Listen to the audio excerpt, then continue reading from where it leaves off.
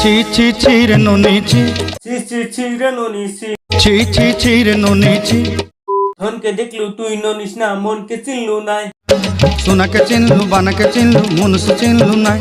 ধন নাই বলে মোর পাকে ননি।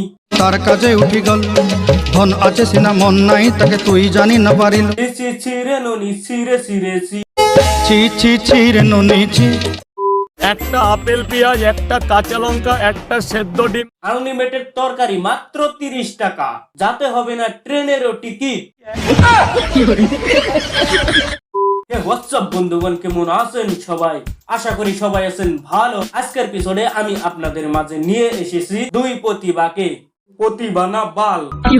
যাই হোক, আজকের ভিডিও মশলা দিছি পিওর, মজা পাইবেন শিওর। তাহলে বেশি দেরি না করে আজকের ভিডিও শুরু করা যাক।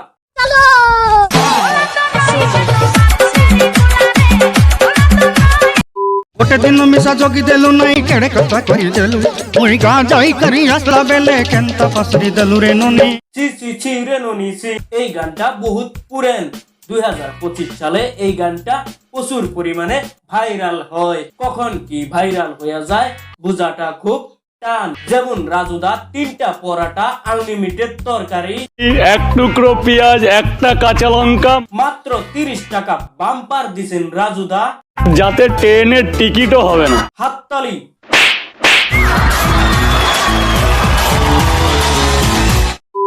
ছি ছি ছি ছি ছি ছি রে ননি ছি। এখন সিসি কয়া কোনো লাভ হইব না। তোমার ননি অন্য পাতিলে ডুবছে, মানে তোমার ননি অন্য একজন রে মন দিয়া ফালাইছে। ছি ছি ছি রে ননি ছি।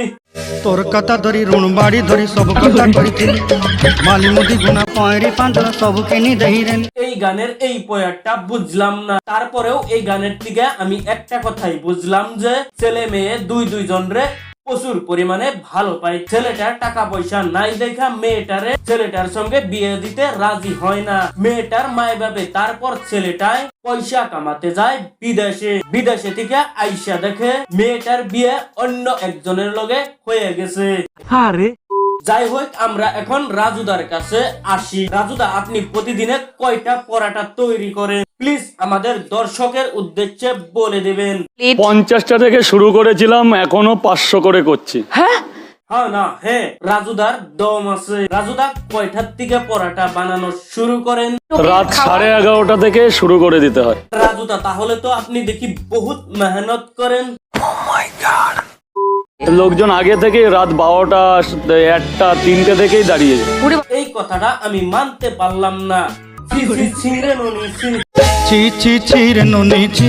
রাত 12টার দিকে আপনার পরাটা যদি খাইবেন নিগে মানুষের রাস্তার মধ্যে খাড়িয়ে থাকে, তাহলে মানুষগণ আপনারা ঘুম পারেন না নাকি ঘুম চুম বাদ দিয়া খালি রাজুদার পরাটাই খান? বেশি খায়েন না, হাগা হবো।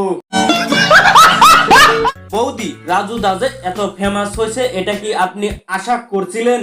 আশা তো করিনি, কিন্তু এখন খুব ভালো লাগে। দেখছো, কেউ আশা না করেই পায় আর কেউ আশা করেও পায় না। যেমন আমি। আপনারা তো ভিডিও দেখেন, কেউ তো আর সাবস্ক্রাইব করেন না। কইরা দিয়েন হিংসা করা বাদ দিয়ে। রাজুদা, আপনি কেমনে করে পরাটা গুলো বানান? দুজন বেলবে, আমি ভাজবো।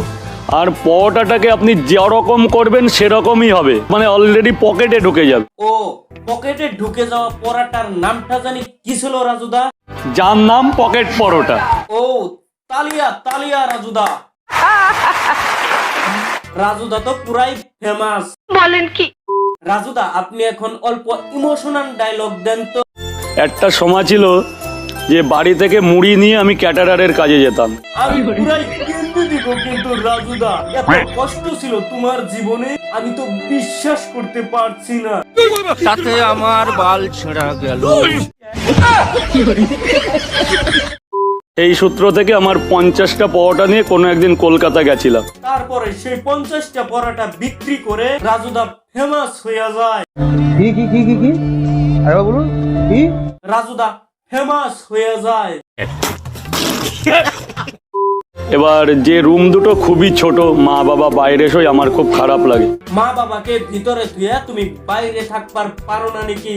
এত ইমোশনাল ডায়লগ দাও, এত জ্ঞান বরাদ্দ তোমার, তা তুমি মা বাবাকে কেন বাইরে থাও? নাকি অল্প ফেমাস হয়ে গেছো দেখা তোমার জ্ঞান বরাদ্দ মাটি চাপা পড়ছে? শুনো রাজুদা, কত আইলো কত গেল এরকম ফেমাস মানুষ, তুমিও একদিন এই সোশ্যাল মিডিয়ার থেকে নিখোঁজ হয়ে যাইবে।